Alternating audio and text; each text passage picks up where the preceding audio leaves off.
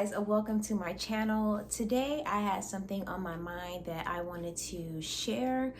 I have been just reflecting on how my life has came so far, and I know there's people out in the world who are trying to change their life and move their situation that they're in to a different one. So I wanted to give you these 3 tools or tips to change your life around for the better and how to start that process of building that new life.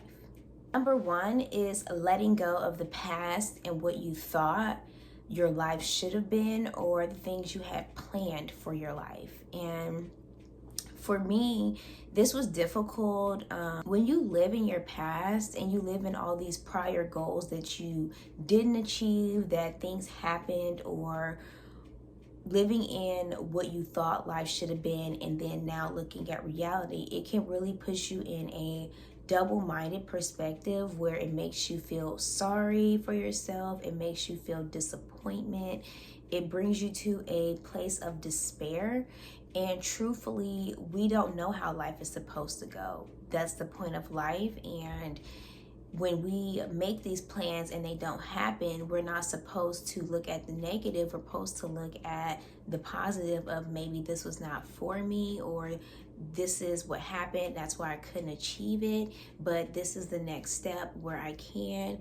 And I never really looked at things like that, and it took me to release all that pain that people caused me in the past, as well as letting go of what I thought my friendships would look like, my family relationship would look like, my partner relationship would look like. I had to let go of all those dreams and thoughts because those weren't reality of where I was. And I had to start honing in on, this is where I am, so I'm going to make the best of where I am right now and plan for the future by learning things that elevate my mind and also helps me to discern what I want and what I don't want in my life. I can give an example of having to let go of a certain dream. So when I was younger, I did a lot of fine arts and writing. That was really my thing. So when I started going to college, that's what I went for. I was in fine arts, and then I liked to go into English literature. So those are mainly the courses that I was in. And when my father had got sick, it kind of put a hindrance on that dream. I had to drop out of school because I was flying back and forth from Arizona to Chicago consistently, and dealing with someone's finances, as well as dealing with family members that I never met that did a lot of damage to me. And it was just a lot dealing with someone dying. And it just took a toll on me mentally. I couldn't even focus in school. Like, I don't know, some people can, but for me, it was just a shock. And you know, me and my father, we have a past that isn't as good. So to have to take care of a parent where we didn't have the best relationship, it definitely put my heart in a different place. And although I loved him, it still was a strain, and it was just a hard situation for me mentally. After my dad died, you know, a few months later was when my mother got her diagnosis. And then from there, it was just like, to me, it felt like all my dreams were shattered. It was like, okay, we're going through this process again. And it was so much. It was overbearing. And to go through it alone, because to think I really didn't have any family members or anyone helping me through this process other than my sister being there, and we grieve differently. And for me, it was very hard. And I also was with my mom, so I was there every day taking care of her. So it's a different perspective from when I was with my father and I was flying out a lot. That brought a tour in my heart because it felt like I wasn't there enough. And then I was with my mother too much. So it was like so overbearing, both scenarios. So it was a lot emotionally, and I lived in that grief and that pain for a long time, and I had to get out of that in order to start living my life, because they've been dead for 8 to 9 years, and it was really about time that I really understood and let them go, and let go of what I thought I would have, what, life I thought I would have with my parents being there. And that was really what kind of just led me to be going into a different path of life, which also deterred me from my goals, because then I started hanging around people who really weren't like-minded like me. And I knew that. And I did it anyway because I was alone, and I had no parents, I had no family, I had no friends, and the friends I did think I had, they had so much going on, they couldn't help me. And I knew it. That's why I was so secretive about what I personally was going on and going through, because I knew deep down these people couldn't help me. Okay, number 2 is changing myself and changing the people that were in my life. And I started with changing myself. I felt like it was more important for me to hone in on what was going on with me and figure out my root and my issues. And then once I started figuring out who I am, what was going on, what I was allowing, really just reflecting, then I started to noticing who didn't align with me anymore, who needed to be removed from my life. And that's also been such a sad journey for me, because I am a person of love, or love too hard is what I've been told. And I just hold people dear to my heart, and it's hard for me to let them go when I feel like I've created a bond. And I had to learn and start reflecting on what kind of bond was it truly, and start really thinking about, what did this person really do? And I had some people around me who were literally hindering me, purposely. They were literally, I found out some information about, a friend of mine that really disturbed me, and it hurt my feelings, but it also brought me to the clarity that the path that I was moving in when I was dealing with her was the correct path.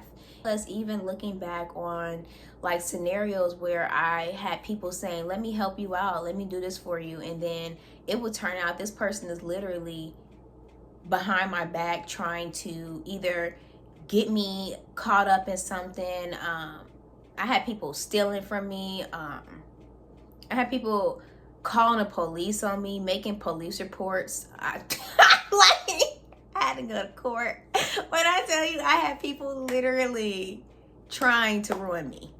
And yeah, I had to learn to change me, change who I was around, because also knowing that the people I was hanging out with that were doing these cruel things, I had to reflect on what kind of person was I to them. What was I doing to them? And I wasn't doing anything like that, but still I wasn't showing up probably the best version of myself. And I don't harm, or I don't say it's my fault for the things they did to me. I just try to look at, how did I allow this person into my life? How did I not see the signs of, their character? Okay, guys, so for number 3, accept where you're at. So like I was saying earlier, accepting where I am. I'm content that I am single. I am content that I'm growing spiritually within God and within my word. I'm content with my health. I'm content with how I'm starting to build a new community. Just overall changing everything about what I used to live like. And it's amazing, because truthfully, what I used to live like was not me. That was me portraying an image, because I was really running and hiding from a lot of pain that I was going through that I did not want to express. And I didn't have the right people. So as I stated earlier, I've always had the dream of, fine arts, literature. So I like writing and and I want to be an actress pretty much. And so I had to find a new passion. And I've always had the passion for beauty and skin. Like I said previously in videos, I went to esthetician school, and I didn't complete that based on somebody literally hindering me from doing that. So when it comes to that's why now I have been on this new passion, which is the skin, and just working toward that, building my business, creating my formulas, learning more about the skin, herbs, products, and all that type of thing. My skin, what I can hone in right now is my business, making my products, and just doing my channel and letting you guys know who I am, what I represent, my character, as well as just giving you guys really good tools to live a better life mentally, physically, and just spiritually. And that's what I think everyone wants, regardless of race, age. Everyone wants a good life. Everyone wants, joy and happy and peace. And regardless of how everyone wants to achieve it, I think that the best thing is having the basic tools and principles and then building from there. Also, this helps me too. I feel like speaking it also brings it out of me. It speaks my voice more. And like I said in prior videos, for a lot of years, I withheld my voice. And I feel like now I'm stepping into my voice, and this is how I kind of do it. And not only does it help me, it helps others. So I'm just grateful that I can have that that platform and that opportunity. A lot of people, post all day, but I really want what I'm doing to be meaningful and impactful, and I don't want to represent anything that I'm not, which is why I'm always transparent.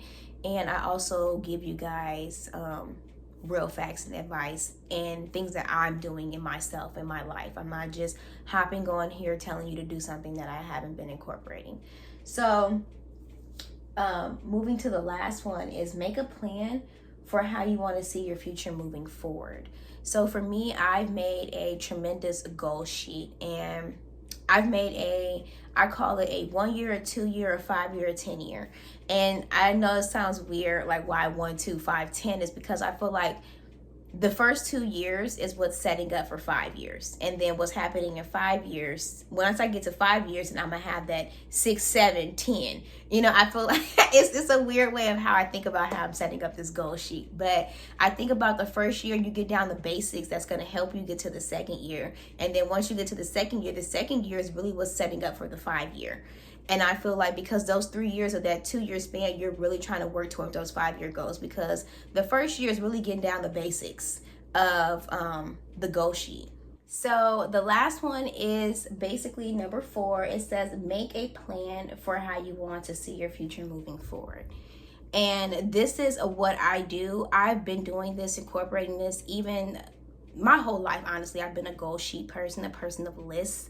And so for me, even when I was incarcerated, I had goal lists, and people thought I was crazy in there. They were talking about me bad. And guess what? Everything I wrote on that goal list came true. Everything I wrote on that goal list, God brought to me. And it's just amazing, because even with the position I had, people were saying, oh, you're not gonna get that job. You're a felon. So anyways, we're gonna move off of that. But this is the goal list here. And with this goal list, what I do is I make a 5 year, 10 year plan, and then I say, what do I want to be in 5 years? What do I want to be in 10 years? What do I want to have in 5 years? What do I want to have in 10 years? Once I start figuring out what I want to have, then I break it down into the 1 to 2 years, which is what I said earlier, which is like, how am I going to get to that 5 year plan in this 1 to 2 year span? And I'm not saying that I'm going to get there in the 2 year span. I'm saying, what can I do, these small things that's going to make this major thing happen in 5 years? Because my 5 year major plans are not like small. Man, I have a lot going on. As you can see, this list is serious. And I'll take it serious.